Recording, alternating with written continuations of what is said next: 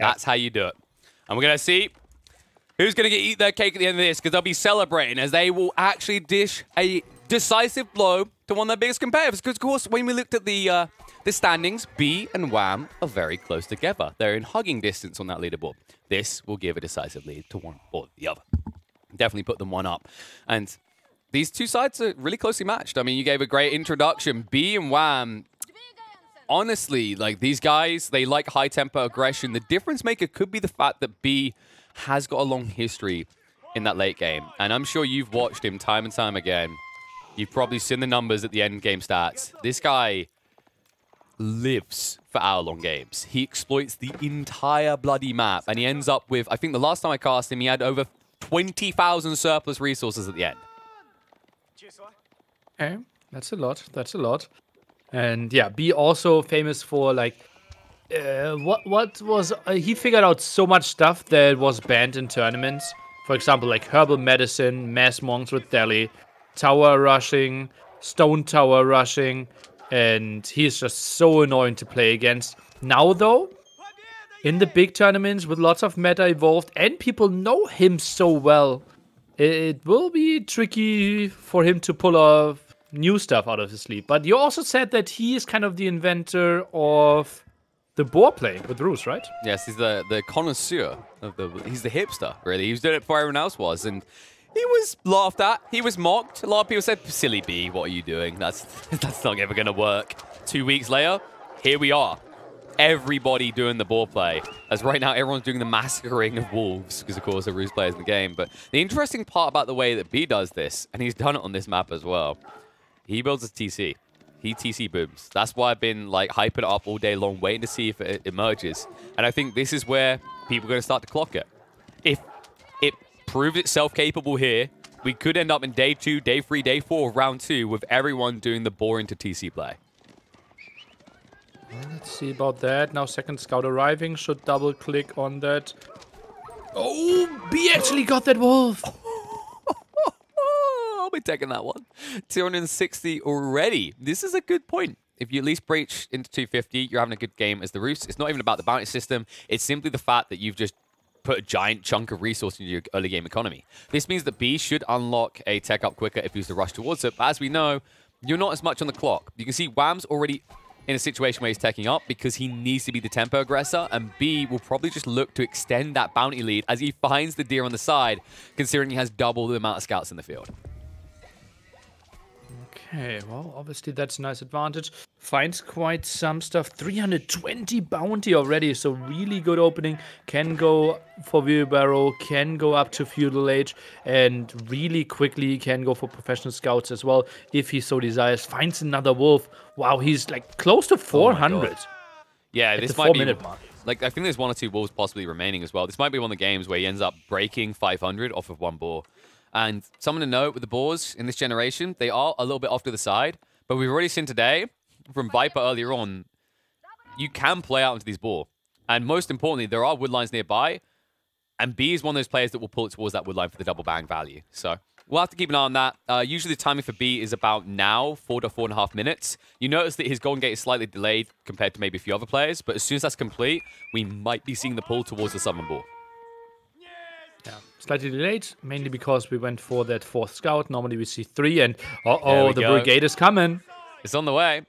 Now, wheelbarrow isn't complete yet, so this is slightly suboptimal, but the timing is going to line up perfectly as B's shifting out, and it is spotted by Wham, but Wham still hasn't completed his own tech up yet. He's locked in. Nowhere nearby. I think we're being deceived by those spinny circles around the age up. This has to be like, what, 1 villager? Possibly 1 villager teching up for the French. Oy, oy, oy. And now, there we go. 4 next to the tree line. Remember, the importance of this, folks, is a hunting cabin. It costs 100 wood as opposed to 50 wood that the other civs cost. But you get gold based on the amount of trees nearby. So plopping it this close to the wood line means it will very quickly pay for itself in about 4 to 5 minutes.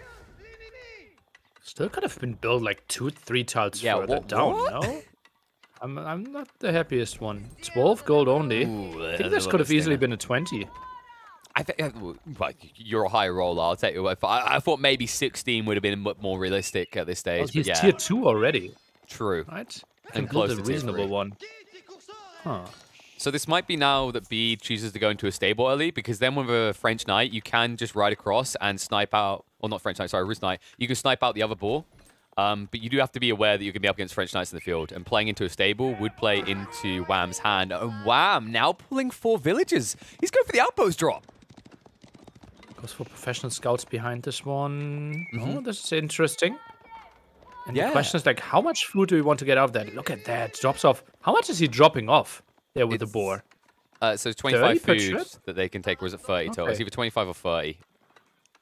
Oh, Drum roll. Here we go. I thought it was 25. I'm pretty sure it's 25. No, it's 30. Yeah, it's 30. It's Okay. not. Yeah.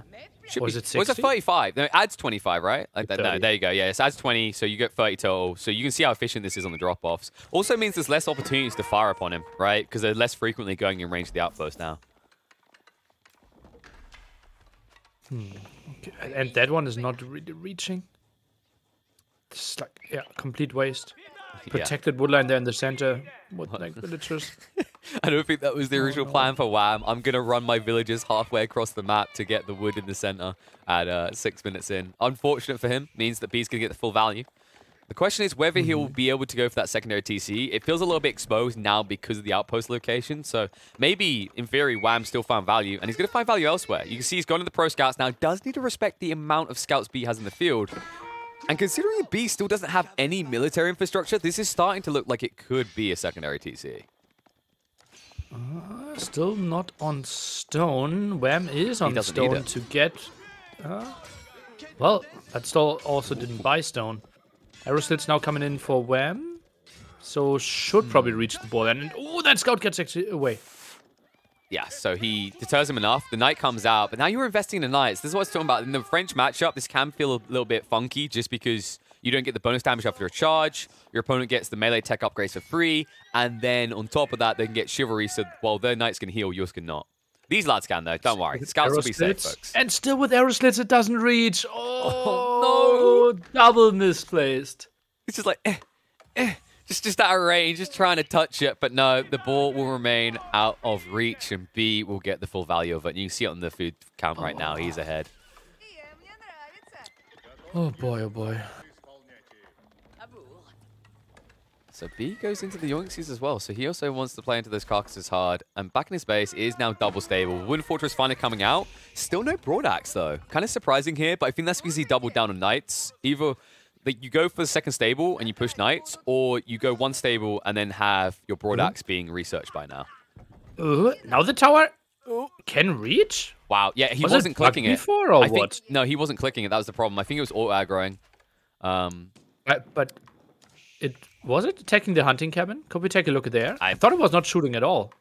Oh my god, he's completely denied now. Look at that, only 2 arrows. No, it didn't shoot. Maybe the it didn't shoot at all. Or is it 12? I feel like he must have been attacking because it would have auto-attacked. Oh, B. B's not even collected, no! Oh, I've been hearing about hitbox issues. That looked like a hitbox issue. There's no way you meant to just stand them doing nothing, right? Like a little congregation. They're just whispering each other. Should we defect to the French side? No, you idiot. They're firing arrows at us right now. 9 villager lead already for Wham. Oh my and not a lot of stuff happened. It's 4 villagers going down at the front. Well, plus French bonus. But he's heavily invested now. Like, this many knights, he now has to win a fight in feudal, or he outright loses the game. So you see he goes all in for the clash. Wham, he didn't get the charge, so he didn't get the bonus damage. So in terms of trades, this does work out in favor of B. But B, no way to assail that outpost just yet. No way to strike the villages. Means he might need to retreat from this area. On the freebies. He's standing his ground because it's worthwhile, right? Like you mentioned, he already has an eco lead. Wham is completely fine with this, with trading it off. Yeah, because he's ahead. Now chivalry as well. I think this is the moment where you drop stables and just play super all in here if you're Wham. Like, you will be happy with this. You push the board away. You have this weird forward spot. You still have professional scouts giving you food. Ooh. And B has no pretty transition from here. This could be a play into racks to just get spear units, though, and then you kind of pad yourself slowly for castle with roaming knights still. We'll have to see. Like, Wham definitely has options available to him, and this could be informed by B's next choice. B's likely to have to double down on double military. stable. Yeah. Oh, Wham is playing this one feudal all in. I love it. Because he can so outmass, tricky. right? Yeah, it's outmassing. Plus, you have the healing option, right? Mm-hmm. So if both going for the same units, French always wins. Yeah, this is something we highlight at the start. I don't like seeing Roost players playing the French Knights. One stable is okay because you get some aggression, but full all-inning in a stable and stable situation is always going to favor the French player. And considering the eco damage that's already been done, we can see that's going to stay that way. On top of that, melee upgrade, right? Like all these small things that the French are getting that makes French Knights optimal for them are exactly the same things that make it suboptimal for the Rus. Only advantage for Rus, they have wheelbarrow right now. B, maybe that's something that's obviously not worth 12 villagers, but at least something that works for him. Yeah, I'm pretty sure if you offered him the trade back of the lost lives, he'd take it quite freely. And look at this, more going down. This is another issue as well. Like you're playing up against the French, and you don't have wheelbarrow. The reason this is a big deal is it means when you peel back your villages, it takes them doubly the amount of time to just get out of range of the Knights. And it means they will often be able to strike you down, even if they don't have enough damage for the 1-2 tap. Wow. This is really falling apart for B. He needs a recovery point. I'm kind of biting my nails here. This is so rough for B already. And wham, he will, okay, at least lose some villagers here. Oh, but the outpost -4. He can't kill it anymore. It's a 2k HP structure with torch resistance, so now he's in a little bit of a pickle. You'll see the wraparound by Wham going towards the Wooden Fortress, but needs to shift past them. It's a 2k HP structure you don't want to take on. Instead, he's just looking to shut down B's eco again, understanding that he can afford to throw away more units, and if he finds the Knights in the process, the trades will always favor him. Knight goes down, though, something you really want to avoid. Once you're French, you kind of want to save them low HP. Tower v tower fight there. And Knights are just trading off HP, always better for the French. And look at that, Wham!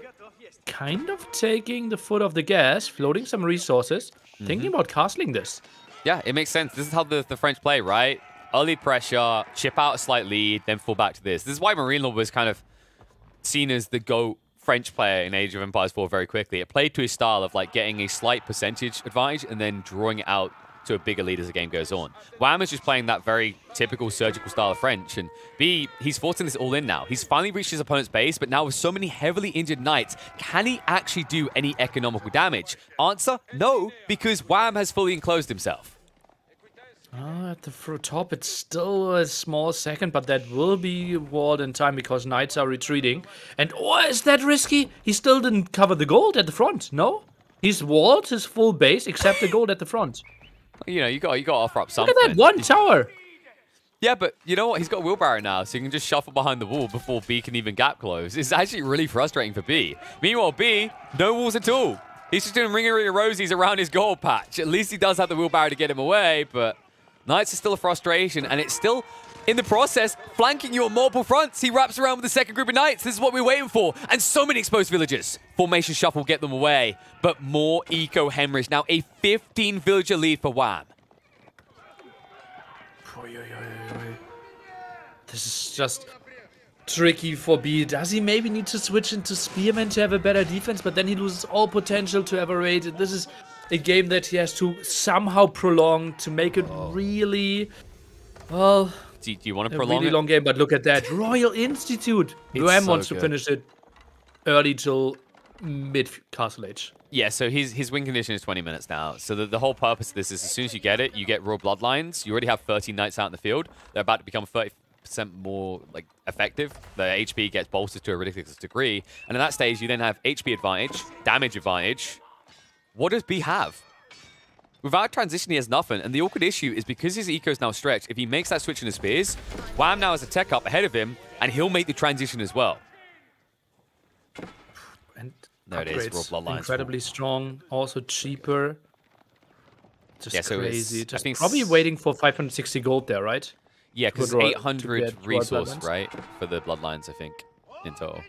Yes. 35%, by the way. And those Knights, remember, he's also going to vet them up, so they'll also get more health already. Just going to let that silence sink in, right? Like, of how painful that sounds. Yeah, like, stats will be absolutely uncomparable. Could click it now. Remember, stable is working faster as well, so the upgrade should be researching faster as well.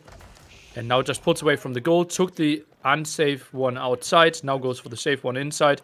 And this will probably be, like, Knight fights with even numbers, and it will probably still be the least even fight we see today. And this is a small important detail, by the way. Notice that Wham is prioritizing the bloodlines over the canted saddles to get the additional charge damage. Reason being is that when you get in knight-on-knight engagements, people tend to bait out the charge and then cancel it. So usually you're not even going to get your charge. So overall, the health is just more reliable. And now, when he spots his secondary TC as he moves into B's base, it's in the worst location possible. With the extra health now coming through, Wham can tank this and then tank B's game. Or in the best location possible to defend there. It's tricky. Tries to jump in again after some repair. But that's obviously lots of villagers forced to be idle here. And now Wham can just go back and heal again. Oh, that's just a freebie. Those Knights don't want to be taking that fight. And Royal Bloodlines is about to complete. That's why he peeled off. He's waiting for the upgrade. So Veteran Royal Knight plus the Royal Bloodlines. You do the maths. It's big. Watch how high this health pool jumps. 310. And back in he goes. Perfectly times it. In a choke point, the fight favors him. He'll overwhelm his opponent, force the garrison once more, idle eco once again, and again with the torches. What do early Knights have now? 180 or something for? 190 for the Roos. Uncomparable. Yeah, but he also can't boom anymore, right? Like, this is too much pressure. B needed to transition to spears. He didn't want to, though. He went for the greedy eco choice to try and recover. And now, Wham, being in position, is maximizing and punishing him for exactly that. More villagers just dead. No weapon to run and hide. Well, at least that's the upside of the Roos in this situation, Nili. There's plenty of room in the wooden fortresses to garrison, especially when your eco count has been shrunk. What is that present here? Brings in the carcass? That's a friendly donation. He felt bad. Like, you know when you see someone that they need charity and you give it to them, you're like, I feel bad. My life is so good. Here, take this. Oh, man. And B, that's a lot of fighting spirit that he still stays in this one. Like, all his villagers are idle, basically. He sees a Castle Age player with all the upgrades. Massive amount of knights. He knows he's not touching the economy of the opponent. Like, I don't know what B is trying to hold on to. Hope? I can't see his strategic later. I think the thought process for him is he noticed that Wham threw away a lot of knights diving relentlessly through the base, but he wasn't killing many villagers. So he wanted to see if Wham renewed the knight push. So the whole purpose to him is like, yes, I'm idle economying, but if you're running through not killing those villagers and you're just losing a bunch of knights, I still have a way back in. It's a small percentage play that it works out for B. It requires a lot of mistakes from Wham, but I understand why he hasn't fully GG'd out. But we approach that territory. It finally comes through. That final raid was too much. The second round of Knights will close it out. Wham! Takes the first game, opens the series with a dub. Oof. Nice one for him. Obviously, French really good there at punishing the Roos, right? They're expanding quite a bit, and you saw how many villager losses over and over came in there. Just so many nice villager snipes by our French player. Wham with quite some nice knight control. By the way, when you looked at that villager count, the thing that you also have to keep in mind is he went for a second TC. So the fact that it didn't even start to recover shows you just how pressured he was. Ready, you can hear the sheep. The sheep beckon us in every time, Nili. Oh, okay. Thought it was just Lidacor making some sheep noises in the back. Yeah, we've got Lidacor on the observing. Shout out to him. Our silent assassin waiting in the back to snipe out all those important details for us. And I'm looking for the important detail around sheep in this situation, because if Wham doesn't go into water early, he's going to need to find surplus sheep to float his early eco. The worst case scenario is if he wants to go for this early aggression, having to invest in 2 free pastures when your opponent is going on water. So we'll have to see how many he gathers up. Okay, this will be really interesting. So we obviously have the early oval. That implies early barracks. That implies early spearmen. That implies early tower rush. That's a lot of implications. How? Yeah, that's how it works. Actually, and I'm wrong. Yeah, this will be water play. So you thought but why the oval then? Because it's always efficient. I mean, you thought you were making implications, but you're making assumptions, and assumptions make asses out of you, Nili.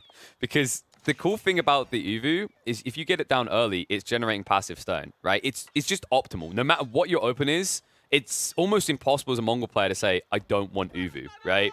Like, could you imagine another Civ saying that has passive gold saying, I don't want passive gold, right? informs a lot of your plays, economically or militarily. So although he's going to be delayed on going into the dock, the point remains that even if B takes control of the water initially, he's not killing this dock, right? He's not building anything to kill this dock early on.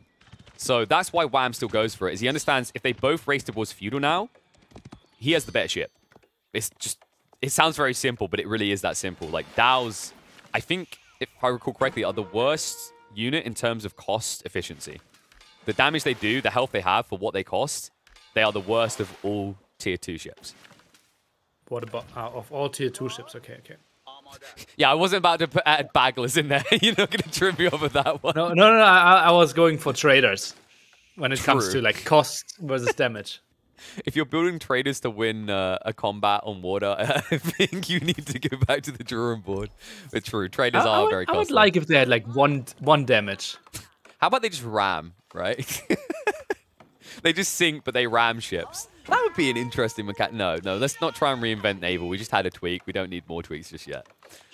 But what we do need to look in on is whether Wham is going to get a military building early on. I'm expecting feudal with no military, just because it opens up options. And Magadai could work, considering how far out this berry bush line is, which Wham now knows.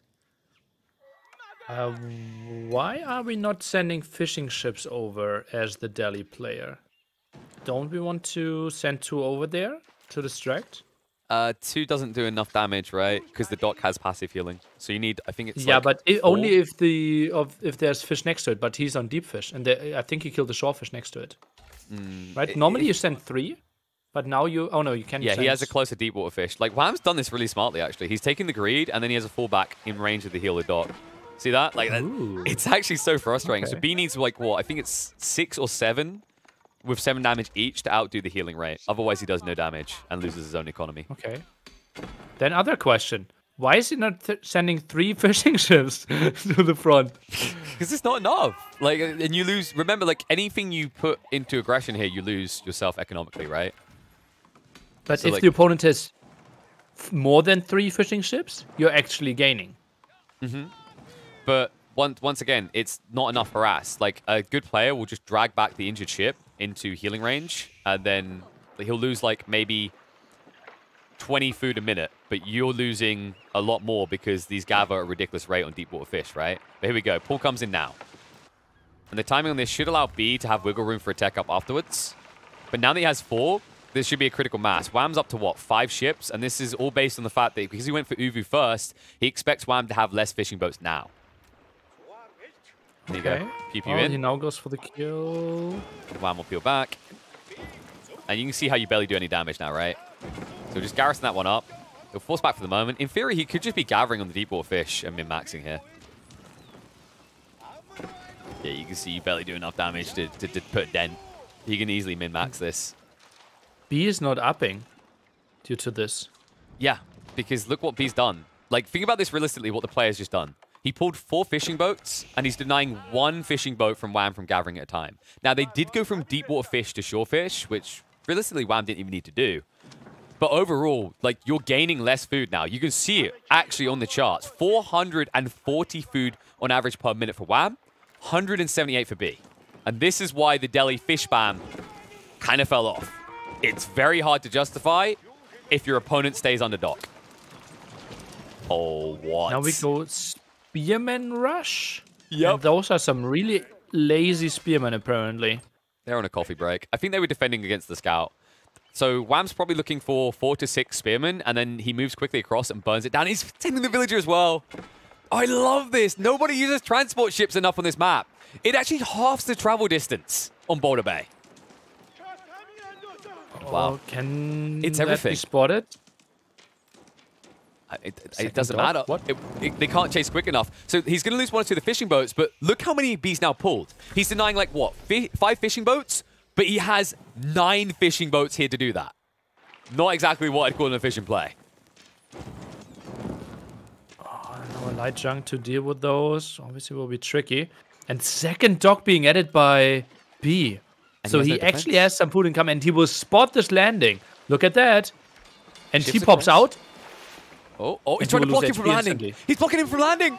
He can't stop him internally, though. He'll be able to get out, and now shift inland. Maybe lose 1 or 2 troops, so the rest should get away. He needs to prioritize the villager. It's not enough fire, though. He gets out of range. AHP stays alive. Oh, this is a clutch ult. Defensive tower already up now. Could have been maybe a bit closer to the gold. Spearman already losing some HP, and this is not the craziest force. Will be completely spotted, and the Delhi player should have more fishing ships now. Quite significantly more. Look at that. Plus 10 workers. Plus 9 workers. Little Timmy lost in the woods, meets some mean Mongols, and goes to an early grave. And they've just ignored the transport. I mean, he's realized he needs to get back on the food right now. But you can see what Wham's idea is here. If he can just pressure in, if you can reach the base, deny the wood, he denies the inflation on the naval front as well. And he denies the archery range! Oh, no. That's a weird place. And he denies both of the gold spots. Look at that. Wait, but B hasn't both has of the B gold got arrow spots? slits? He hasn't got arrow slits coming. He'd never gotten stone. So he can't even get this outpost upgraded. Everything is denied. Send the villagers. Yeah, but the villagers aren't Can't going to make really it in. contest water too well. Because he's not on gold. Why is It's he not that going into the outpost. tower? He's scared. He can't reach it. It's the outpost. The outpost of the Yam movement speed is allowing his opponent to gap close here. These guys hit pretty hard when you haven't got textiles. And he finally does get the archer range up. Oh, he needs gold for everything. He's not going to get it. There's no way to access it right now. Like, Wham, even if he now loses the force in the next minute, the delays add up. Look at Wham's eco. He's halfway towards castle already. B is nowhere near ready. And now, here we That go. will get tricky then. You're about to Okay, see maybe a find- very one-sided fight because junks are so much better than Dows. He only wants to snipe a fishing ship and then get back to healing. Oh no. I mean, if he wants to get back to healing, he's going to have to go very soon. Doesn't even get the fishing boat. And I think that's too much damage now. I think he gets sunk before he returns to base. So that's just a net negative. They can't move and shoot, right? But they're faster. Micro changes a bit. But they are faster, Okay. remember. Oh, Ooh, nice snipe. nice. He did get the Villager gets villager. So if we check in, I think that has the boat gone down? Yeah, has the doubt been lost? It probably has. Like, the fight's still going on at the moment, but it should die in a sec. And oh, the villagers! He's like, get out of my land! So there you go. Doubt does go down. Villager pull to get rid of the outpost by B is going to cost him 1 or 2 extras, as I believe there's, arrow slits upgrade. But the Scholar! Oh, he baited the fire, and he never switched targets. Spearmen are going to garrison, but he can't match it. 3 Scholars will be enough to keep all the villagers alive and boot Wham off of B's side of the map. What a crazy, crazy play.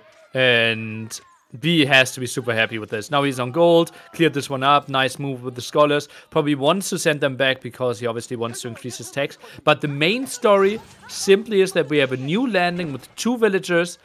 And Wham, he will get either 2 stables or... Ooh, loses the Khan. Yeah, but this doesn't matter the big question because... is, like, oh, what does he get? Is it stables? Is it barracks? I think it has to be... Oh, what?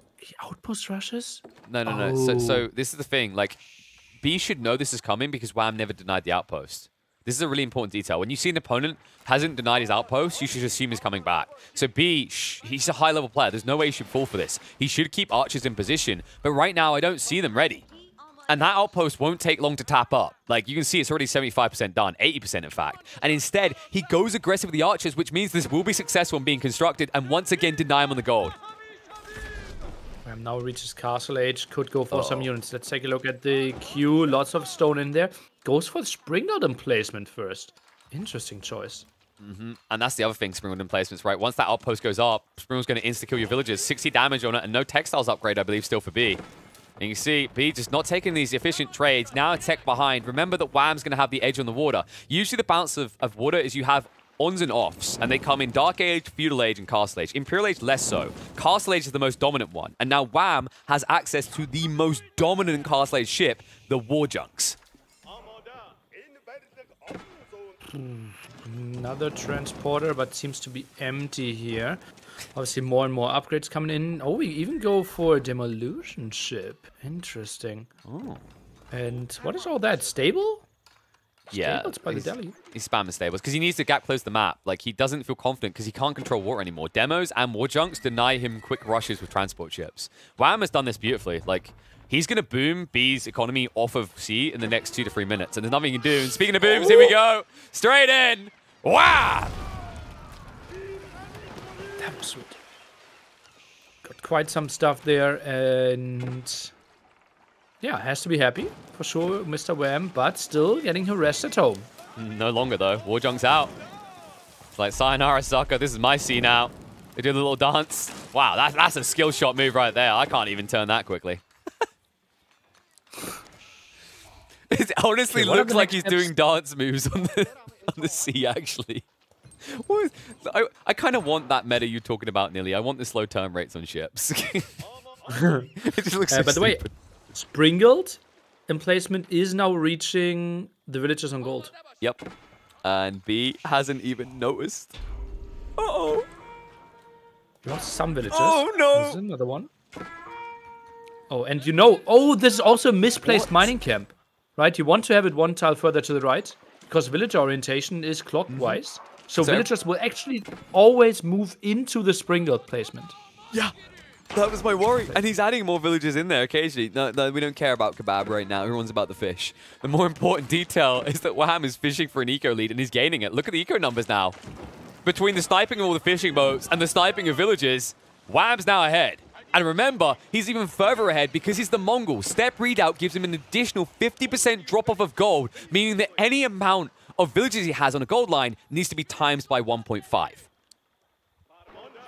We didn't look at the base of Mongols player for quite some time, right? We actually don't really know what's happening. Yeah, because Mongol player is just playing so aggressively. Demo killed, nice snipe. Yep, gets it just in time. That was crafty from Wham. He was using the stealth C. So many boats out here. Wham needs to do his shuffles. There we go. He's starting to get into it now for the double fire. But there's so many boats to get through. Laser show. Ooh. Laser show in there as well. Not sure what's happening there. It's worthwhile. Look at the damage he's doing. Even if he loses the Warjunk, how many ships have been sunk? What's the trade of resources? It's definitely in favor of Wham. And in fact, Wham at this rate, if he does it right, he might just survive this with like 2 HP. Looks like there isn't enough damage though. B will be able to finish him off. It might cost him another boat. Ooh, now he needs to go healing. He can't go for it, the aggression. He's going aggressive though. He's moving towards the dock. So if Wham puts out another Warjunk, he'll just float across and take dominance again. There it is. Hello, instantly getting value like this. 3 boats are going to be sunk. And DAOs are... How much are they? Is it 210 resources total for a DAO, I believe it is? It's kind of stupid how much they cost for what they did. I thought it was like 180 and 90 or something. No, so Junk's a lot cheaper. So there you go. Yes, even more. Yeah. So it's ridiculous, right? I thought 210 is 270. So you're thinking of Junks. Junks are about 180. They're 90 gold and 90 wood. So Junks alone were cost effective against DAOs. A War Junk killing 3 like this is most definitely cost efficient. And now the Battlers! But it's against War Junks! Healing on the home field. Wham will eventually lose one of those Junks. Peels off the injured Battler. Okay. And B will shift away in time with the superior movement speed. What wait, was that? B? Leave! Fly, you fools! Uh-oh. He's just out of range. He's faster. Gets away. Stealth water as well. Whew. The spring was... Oh my god! Did they all die? No, he pulled them back, I think. I think he pulled a few back, but a lot of them did die. Like, I wish outposts had... I wish units had kill counts so I could see just how many got murdered by this. Yeah, he goes for the center gold. Finally moves on to another gold. Remember, all 3 golds went into that direction. So had to go in the center. Luckily, he walled off enough. But this might be broken pretty soon. Lancer production. Oh, I think I would have liked to see a repositioning of that Gur at the woodline.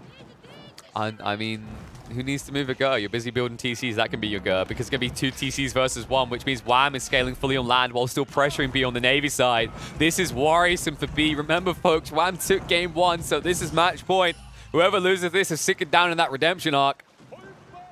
And the Battlers can't reach. They can't. If he just pulls in land a little bit. Why is he going there?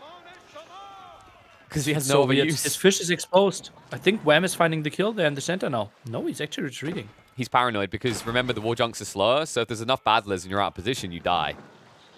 And the Battlers are shifting up right now. Look at that. 20 damage on a building. Wow. At least the health bar moves now. And here we go. Look at that fire. That stings. Do you really want to take this engagement? You don't if you're Wham. It's not necessarily a great engagement. Heavy damage being done. Does finish one off. It's going to be trade out, though. B already peeled one off. He didn't get the final round of salvos out quick enough, which means that he takes the heavier casualties, and Wham will be able to dominate him here in this naval fight. It's 3 going down versus 1. He still needs to hasn't got find it. the kill.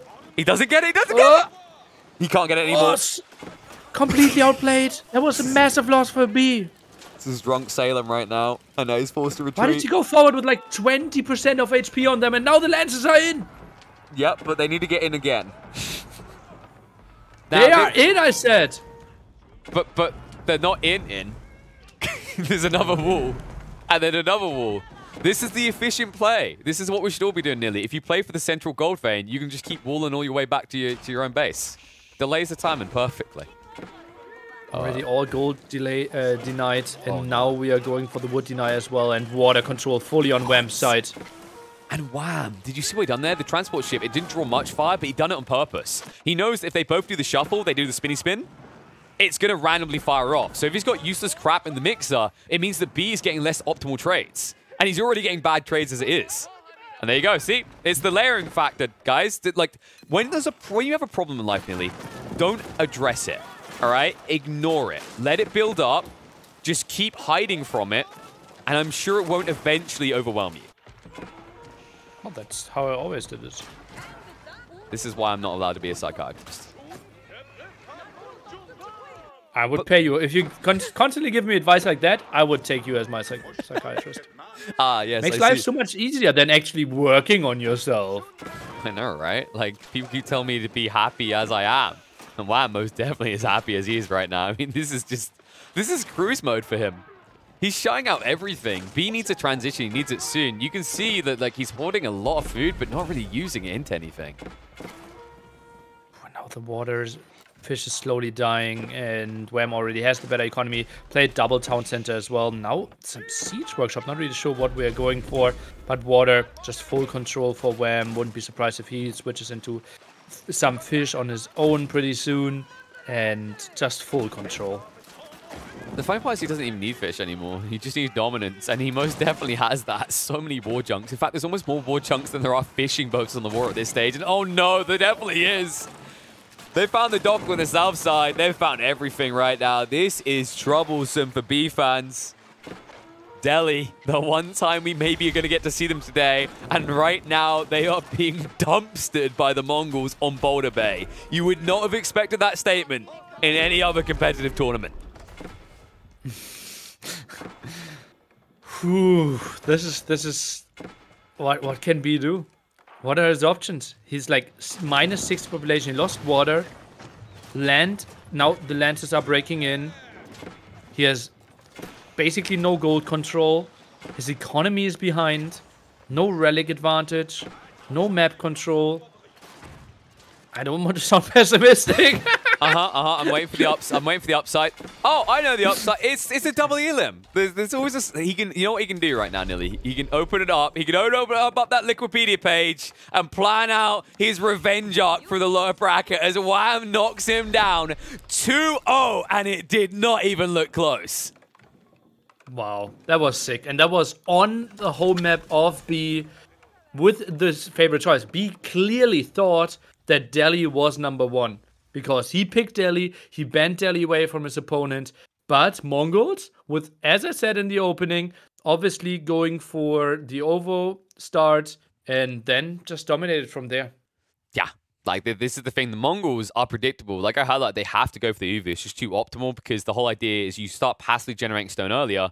And then if you transition on land, obviously you can, buy double the units and a lot more of them because you've got the passive generation early. So it's almost a given that a Mongol player is going to go for an UV. If you watch high-level games, I have never, ever seen someone forgo the UV. It's just too critical to the Civ. But the smart thing that Wham does, he understands that, like, it's not about Dark Age. It's not about instantly being on water. He understands that as you move deeper in the game with the junks and the war junks, you're always better than what Delhi can do on sea.